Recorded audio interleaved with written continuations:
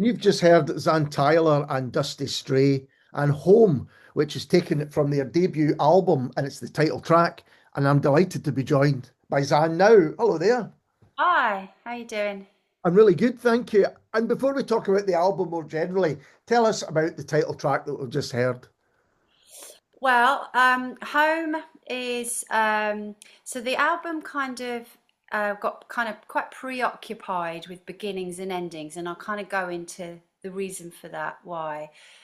And then this track Home was written by Jonathan, so we wrote sort of bits and bobs each and sent stuff backwards and forwards and recorded in our own spaces. And yeah, we just felt that beginnings and end, the word, the phrase, the end, which is kind of the thing that kind of we pinned the whole concept of the album on, is about beginnings as well, and that then fed into the concept of home. So yeah, that's basically where Jonathan kind of started with that one from. Yeah. And you mentioned Jonathan there. That's Yes. Dusty. Dusty So Stray. tell us who, for those who don't know, who is Dusty Stray? So yeah, Jonathan Brown, he's a Texan living in Amsterdam. He's been in Amsterdam over 20 years, I think. He's done 6 albums, I think, as under Dusty Stray. And I absolutely love his work. He's a brilliant writer, kind of folk noir. There's a humor, a bit of darkness to his stuff, which I absolutely love. He's got great voice, quite a quirky, unusual voice, I would say, but which I also love. It's sort of reminiscent of Lou Reed and people like that. Um, and yeah, so he also makes art. He's sort of a collage artist as well. So he's quite an interesting guy. Has done a lot of lovely stuff. And we met about 6 years ago, I think, Right. in Amsterdam when I was recording vocals for Let It Come Down, which was the project that I did with Kramer. Mhm. And Kramer produced a couple of, maybe three of Dusty Stray albums. So that was how we met. Okay. Um, and yeah, and then it sort of unfolded quite slowly and organically, this whole project over the last 6 years, and I put a house concert on for him about 5 years ago when he was over and he needed some extra dates, and I was like, well, let's do a house concert of mine. And then I ended up jumping up just to do a song with him, and we were like, oh, that was actually really quite nice. We should maybe, our voices just kind of work, with very different voices, but they kind of work together. We did a Velvet Underground cover, Candy Says. Um, and that's kind of where the seed was planted, really. It was like, okay, that was nice. It felt like we had a sort of connection. I think your voices do work brilliantly together. I was kind of reminded of Mick Jagger and Marianne Faithfull, the kind of, the very different voices, as you say, but they seem to kind of really work well. And actually, the album as a whole, which is a fantastic album, Thank the you. kind of a lot of the Americana that I used to listen to in the 90s and 2000s, often couples doing that kind of thing, the Handsome Family, those kind of bands. That's what I was reminded of anyway. Yeah, cool. Absolutely. Yeah, I think I love that sort of male female tension anyway, that sort of dynamic. Um, but yeah, I think we both work well together, and it has got Americana vibes. It's got a bit of this sort of alt Yeah. folkiness going on. So there's been Velvet Underground comparisons, and there's been uh, um, oh God, my brain's just gone blank. There's been other comparisons. They'll come back to me in a People can come up with their own comparisons. Well, exactly. And I find it quite hard to make comparisons myself with everything that I make. When people say, "What's it like?" I'm like, "Oh, I don't know." I find that quite difficult. I mean, well, let's talk about, you kind of touched upon it, that there are themes that kind of run through it. Yeah. So how it kind of all came about was we'd met and we'd done the house concert thing, and then we started saying, "Hey, we should maybe have a go at writing some stuff together, or just see what happens," kind of thing. then the whole COVID thing happened, and we just kept in touch over that time and just chatted and did this kind of thing, and we were sort of like not quite sure, we hadn't quite found our way into it, how we were going to do this thing. And I said, or one of us said, I can't even remember whose idea it was, I said, let's start by sending each other a cover. Right. Let's just send each other and see what that brings up. And then we realized that both covers had the words "the end" in the title. So that was a really interesting stuff, and that just sort of sparked us off, and then it was a good few years later that we actually like then we did sort of backwards and forwards chatting, and then it was like, right, okay, we're going to do this series, and we got some funding and we just kind of went for it, and that's been in the last few years. But so it's kind of unfolded quite slowly and organically, and the idea of leaning into that phrase, the end, really just got lots of ideas going for, it's a rich Mm. terrain, because endings, like I say, endings are also beginnings, and you've got all sorts of different types of endings, and then that then feeds into the idea of home and what that means, and so on. So yeah, it was quite a nice organic process, and then he was recording at home and so was I, so Yeah. that's a first for me. Well, Like, I've recorded backing vocals and things for projects at home, but I've never done all my sort of guitar parts and everything at home myself. so how were the songs written then? Were you each writing something and sharing them, or was it something different? We both wrote songs and sent them to each other as demos and said, "What do you think of this?" And initially we had really hoped to sort of like co-write on everything, but it didn't kind of pan out that way. I think it will do, and there's still some bits and bobs kicking around that didn't make it onto this, that maybe we'll sort of, if we do another one, Mhm. we'll continue with. And I think the co-writing thing will probably, I think somehow us spending more time physically in the same place will help with that, and there's some touring and things, so I think that will so yeah, initially it was just sending written songs backwards and forwards to each other, and then like we both contributed in terms of instrumentation and just ideas for arrangements and all that kind of thing. And um it was a really lovely process, actually. It was really easy, and I found him really easy to work with. He's not an ego or anything like that. He was very open to the whole process, and however it all unfolded was fine by him, and the same for me. So that was really lovely too. Yeah, it was great. And then we got Mark Freegard to mix it. He's done an absolutely stunning job on it. And then Paul McGeechan has mastered it, and I think Okay. he's done a beautiful job on that too. So that was then, because it's quite a lo-fi Mhm. record in that sense. It's not like super produced or Oh, super shiny. We kept it quite deliberately quite sort of lo-fi, and but I think the mixing really polished it and made it, and the mastering made it sound really, really proper. So so in terms of the practicalities of each of you recording at home, you're doing your, I mean, and then as it's sent in to be mixed together, as you say, and is that something you'd ever done before, or were you always in the vicinity of the other musicians?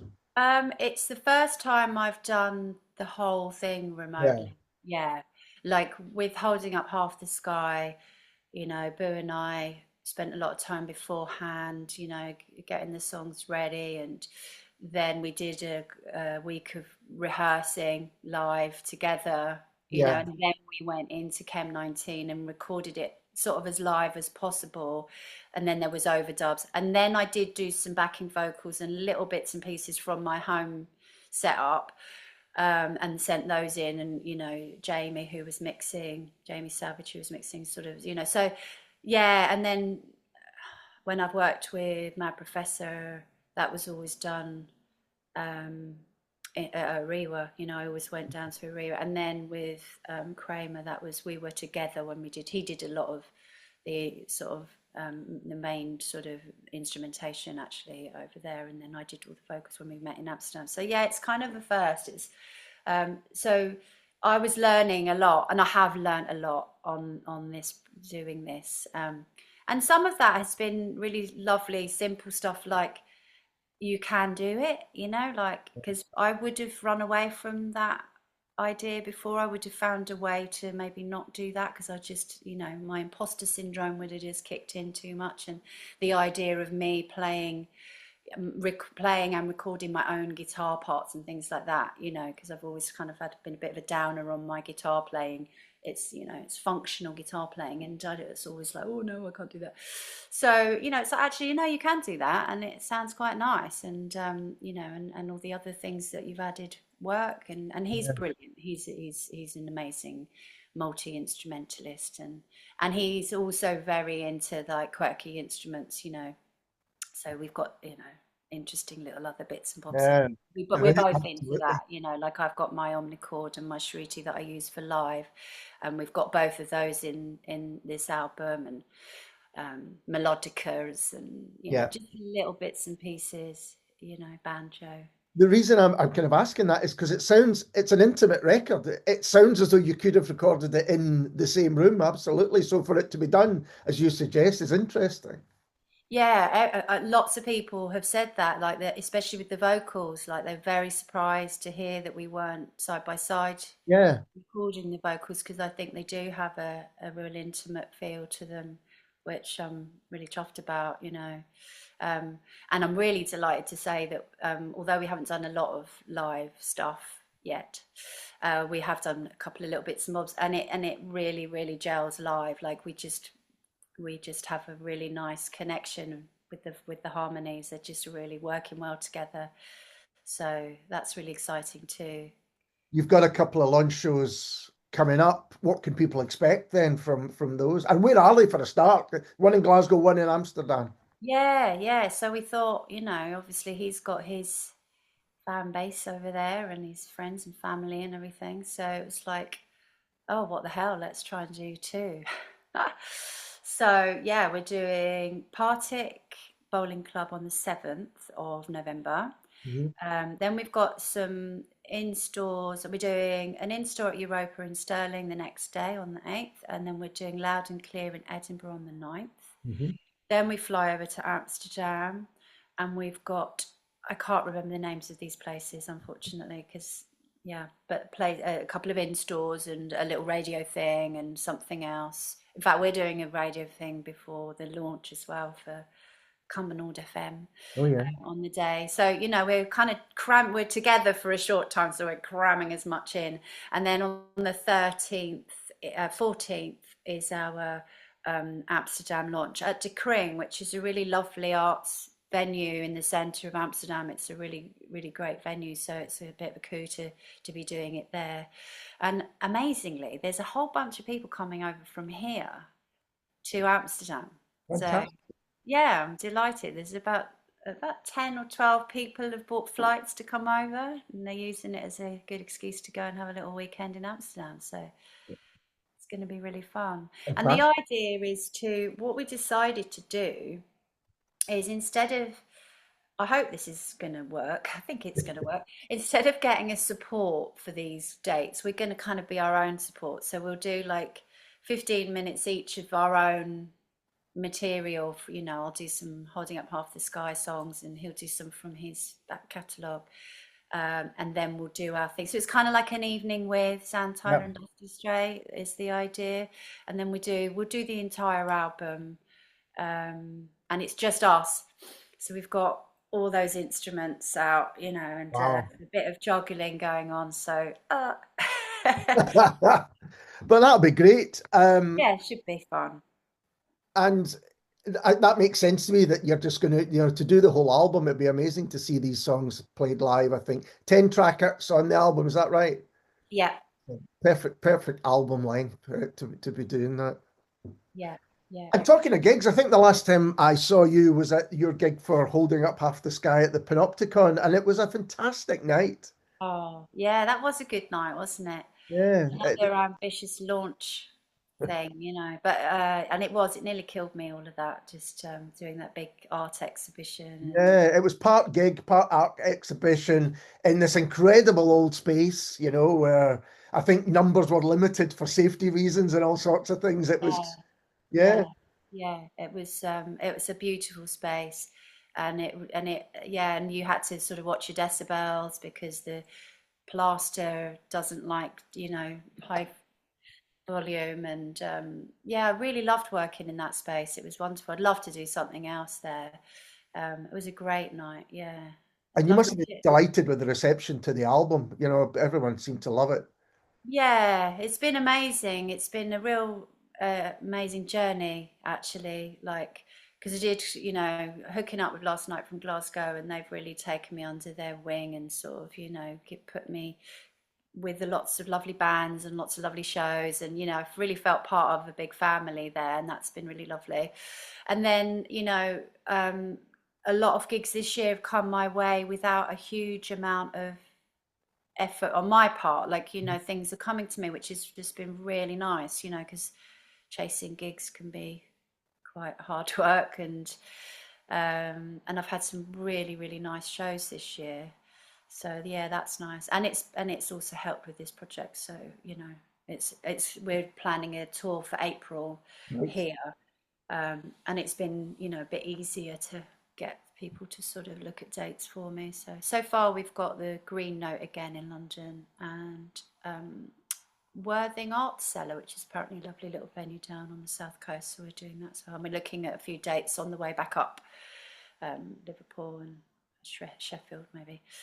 And is that solo gigs or is that going to be with Dusty? That'll be with Dusty Stray to promote this. I was going to Yeah, ask if you're going to do more gigs with them. That sounds fantastic. And that's yeah, going to be in April of next year, did you say? that's in April. I'm just sort of compiling it all now. So as soon as that's a bit more confirmed, I'll get that out on the socials. But yeah, it's Going back to home, did you have shared influences? Did you bring influences? You think, well, I think this is how this album's going to sound, or doesn't it work like that? Do you just make the music you want to make? we just made the music we wanted to make, and then we both kind of were like delighted by the fact that there was this like crossover with things that we like, Velvet Underground, Cowboy Junkies, things like that. There's you know yeah, we just went ahead and made what we wanted to make, and we didn't want to restrict it to anything. And although there is that Americana feel in places, and art rock maybe, and Mhm. another term you would maybe use, I do think that I think the nature of his vocals and his guitar playing definitely is on that sort of Americana and folky vibe. But I feel like it has got a bit of its own thing going on, and Yeah. yeah, I was really pleased by the fact that it's varied. The songs have got, you can hear lots of different sort of things in the whole record, I hope. Absolutely. We're going to Yeah. hear the first single in a moment, The End of a New Beginning. But the Cowboy Junkies is a great comparison. I hadn't thought about that. But the album, The Trinity Sessions, which I absolutely loved when it came out. Yeah. That you've got that kind of dynamic with the voices again, I think. Yeah. That was the name that my brain went blank on earlier. Cowboy Jungle.